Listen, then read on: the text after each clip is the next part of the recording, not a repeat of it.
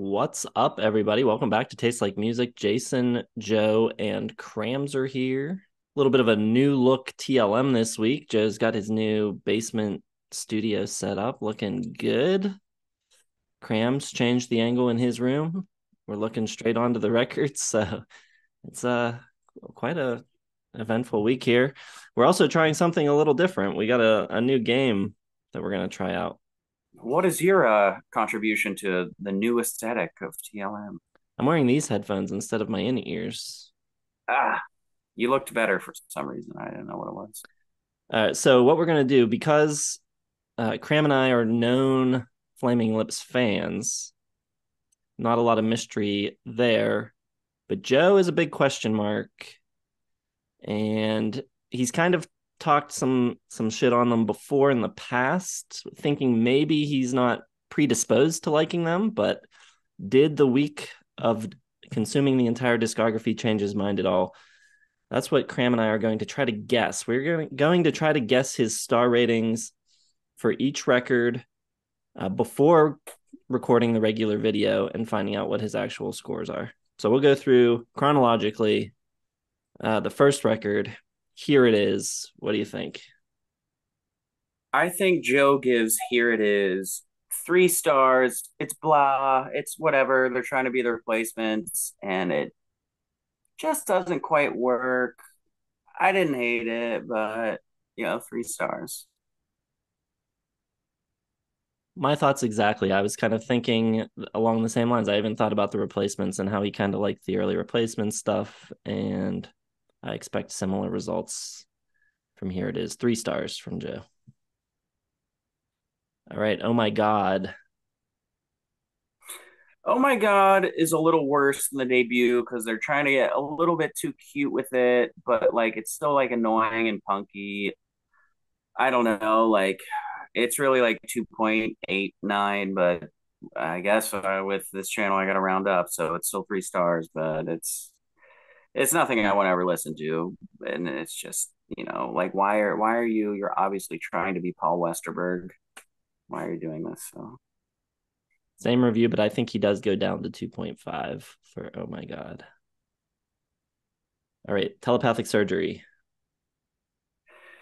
this I don't understand this move of Flaming Lips. Like you're at least doing something that some people like with like college underground stuff, and then you just take every pop aspect of it and tunefulness and musicality and just kind of stretch it out and get experimental when you don't need to. And this is just pretentious bullshit, and it's 1.5. I hated it.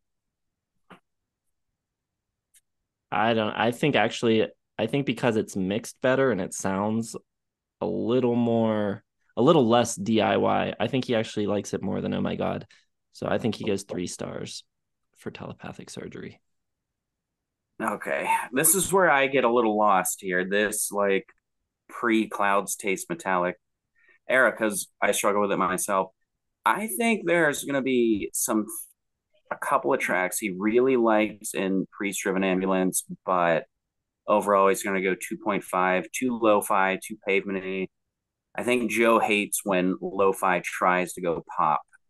So I think you're getting a little bit of that, a little bit like that power pop without the power kind of sound, garage pop kind of feel, and he's not going to dig it. So 2.5, I think Joe goes for Priest Driven Ambulance. Kind of think he feels that way, but I also have to consider how rarely he goes below 3. And so I'm staying at 3 stars for Priest Driven Ambulance. Okay, well, I'm staying even lower, 2 stars with Hit to Death. There's too much blood. It's too like just ambivalent ambience and just weird instrumentation for the sake of just extending songs and weird stuff. So 2 stars for Hit to Death in the Future Head from '92. Same thing. I think he's just pretty uninterested, but still it's 3 stars for Hit to Death. How we doing so far, big guy? Don't give away any hints. Pretty good. You know me. I'll say that. You've been around my takes. Some of them have been dangerously close to my actual notes, so little worried actually. Transmissions. Transmission, this is like an indie darling, like they call it, like indie pop. And it's fine. Like She Don't Use Jelly is fine. There's some catchiness. I will give it that. There's some catchiness. So I'm back up to 3 stars for Transmission from Satellite Heart. Yeah, I think the mixes are starting to get a little bigger, a little fuller. I think he'll at least appreciate some of the guitar work on this era. So yeah, 3 stars. Yeah, and they're kind of building off that with Cloud's Taste Metallic, and like, I don't hate Wayne Coyne. He annoys me at times, but the guy can write a decent hook. There's some good hooks here for Cloud's Taste Metallic, but there's just not those tracks that I want to go back to. I like it more than anything else, but I'm still just at 3 stars, says Joe. I agree, 3 stars. And if you're keeping track, I have guessed 3 stars for everything but one album so far. I think we're spending a lot of time in 3-star land this video with Joe. Yeah, but not for Zyrika. He's going a good 2 stars. It's just meandering kind of background noise, like everything you hate about, everything Kramzer hates about like soft rock from the 80s is here with like the jazz noodling, but it's just the 90s and none of the songs go anywhere here. And just the obnoxiousness to ask your fans to buy extra CD players and speaker setups to play these conjoined systems. It's so pretentious. It makes me want to vomit, but I didn't hate the music. I wanted to hate this album more than I really did, but it's still 2 stars, which is I don't think he goes as low as 2. I think he goes 2.5 on Zyrika for all the reasons you just mentioned.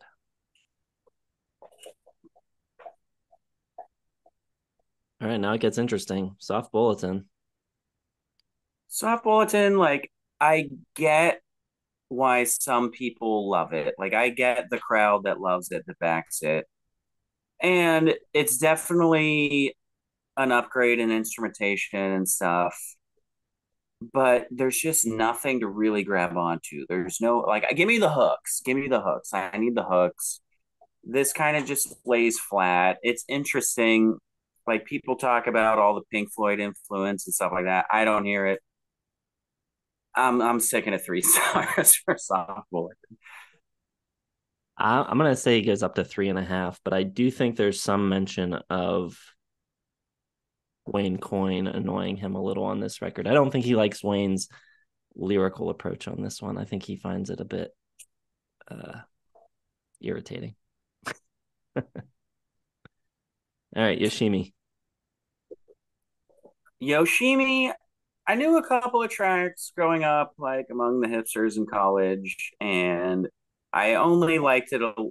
Like, I never hated it. I kind of like it now. Like, they're big, they're anthemic, they're sing-alongs. Like, you always hear in the indie verse about like Wayne Coyne being a great melody writer. Now you're starting to get it finally a little bit, but not to those reaches. I'll go 3.5. I think it's pretty good. It's decent. I didn't hate it. I love it. It's awful. It's 3.5. I think he's at 3.5 as well, but a stronger 3.5 than Soft Bulletin. I don't think Wayne bothers him as much on this one. At War with the Mystics. At War with the Mystics is my prediction for Joe's number one because it's big, it's kind of loud, it's kind of in the middle of where they perfected their sound, and it's pretty poppy. Like, you get the wand and the yeah yeah yeah song and all this stuff. Just written to the fans, like it's very fan serving. It's sing along stuff. And like they finally turned up the guitar in the best way. Like, the guitar is not a good feature on this catalog, but here at least there's some memorable riffs and stuff. The drums are loud, the hooks are plentiful. I didn't love it. I'm gonna go 3.5, but like I think maybe with some more time I could get up to 4. But right now I'm sticking at 3.5. This is tough. I think I might go 3.5 as well because I think Yeah Yeah Yeah song is too kind of like indie cutesy for Joe. And I can kind of see him thinking that about um, Free Radicals as well. So, Free Radicals has some cool princiness to it, though. So I don't know. Like it's yeah. And it's hard. Like, I think Joe gets to four somewhere because he usually does. I know where he does. You, you, Wait, no, I don't. you If think I'm it's calling later? this, You think it's after this? I don't know. I'm gonna retract this statement, and you can keep this all edited in. I think this is his number two. Okay. Um, yeah, I'm staying 3.5 on that. Three. I think he likes a lot of it, but I think there's too much that annoys him. All right, then we got Embryonic. Embryonic. This is a complete waste of time. I can't believe this is a double album. There's like no parts of this I ever want to go back to. And I was reading about it like they just wanted to make a double album. Why would you ever want to do that? It's a terrible choice. None of your material for a single album has ever been good enough. I'm going 1.5 for Embryonic. This is their what's the Pink Floyd album? This is their Amagama, and I hate it. Nah, their Amagama is the terror. I think he's okay with Embryonic, doesn't love it. 2.5 stars.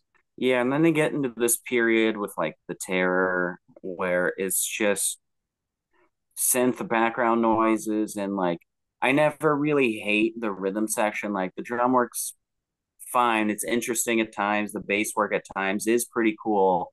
They're getting rid of all this for just these synth hums, and it's just pointless. The Terror, I'll go 2.5 stars for the Terror. Like I also have a Casio keyboard. I can hold a few notes down myself, and that's what this album is. So I think the opposite. I think he's 2.5 on Embryonic. I think he's 1.5 on the terror.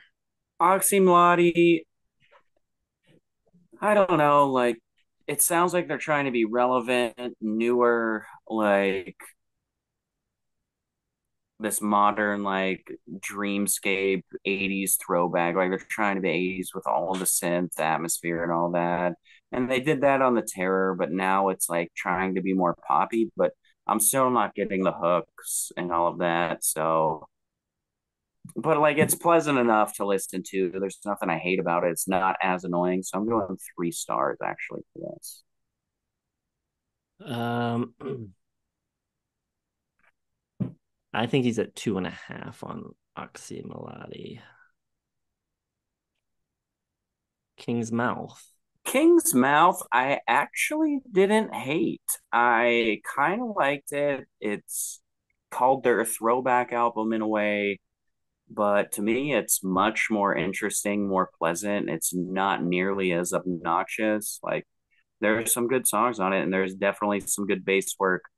I'm actually going to go 3.5 for King's Mouth, and I think it might be top 25 for 2019 if I'm really looking at my list. I A weak year, but think you're forgetting how much this man hates narration. So three uh, stars. 3 stars for Joe. American Head. okay.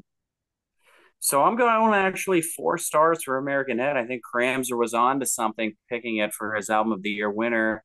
Coincidentally, it is kind of the most dumbed down, just like more rock sounding album.